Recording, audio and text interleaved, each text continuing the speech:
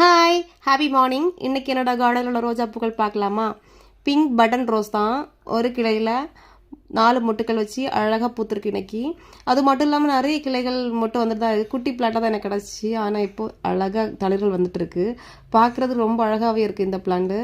குட்டி குட்டி அவ்வளோ அழகாக பூத்துருக்கு.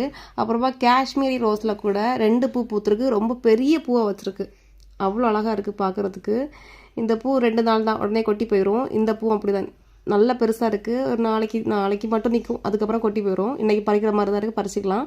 இன்னும் அதுலேயே கூட நிறைய மொட்டுக்கள் நிற்க தான் செய்யுது. பார்க்குறதுக்கு அவ்வளோ அழகாக இருக்குது. தஞ்சாவூர் பன்னீர் ரோஜா, இது 2 நாள் ஆயிடுச்சு பூத்து, கொட்டுற ஸ்டேஜ் ஆகி கொட்டி போயிடுச்சு. இது இன்றைக்கி பூத்தது, டபுள் ஷேடில் அழகாக இருக்கா பார்க்குறதுக்கு. இது இன்றைக்கி பூத்தது தான். அப்புறமா இங்கே ஒயிட் ரோஸ் கூட ஒரு கிளையில் 4 மொட்டு வச்சது, இன்றைக்கி ஒரு பூ பூத்துருக்கு. பார்க்குறதுக்கு அழகாக இருக்குது.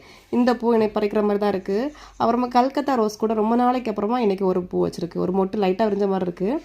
அப்புறமா இந்த மிட் நைட் ப்ளூ தான், நிறைய பூ தொடர்ந்து பூத்துட்டே இருக்குது. 2 நாள் ஆயிடுச்சு அந்த பூ பூத்து. இன்றைக்கி இந்த பூ இன்றைக்கி விரிஞ்சது தான்.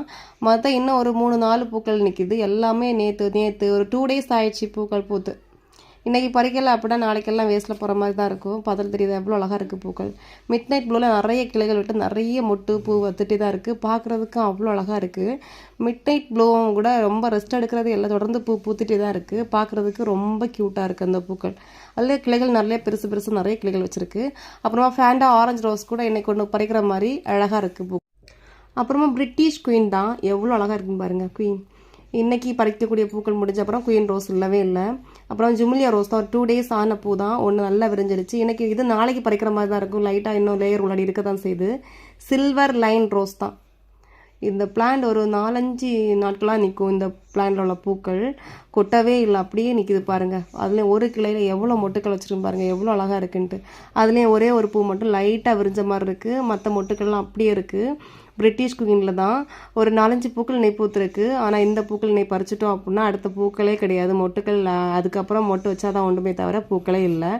அப்புறமா இது பன்னீர் ரோஜா தான், நாட்டு பன்னீர் பட்டன் ரோஸ் தான், ஒரு பூ பூத்துருக்கு. அப்புறமா 7 டேஸ் லைட் எல்லோ கூட ஒரு பூ பூத்துருக்கு.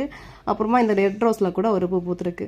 இன்னைக்கு கார்டனில் நிறைய பூக்கள், ஒரு 2 டேஸாக விரிஞ்ச பூக்கள் கூட பறிக்கலை, கொஞ்சம் டைம் இல்லை, அதனால் அப்படி விட்டுவிட்டேன். மற்ற பூக்கள்லாம் அப்படியே நிற்கிது. நிறைய பூக்கள் கார்டன் ஃபுல்லாக ரொம்ப கலர்ஃபுல்லாக மட்டும் இல்லாமல் நிறைய தளிர்கள் வச்சு நல்லாவே இருக்குது கார்டன் பார்க்குறதுக்கு.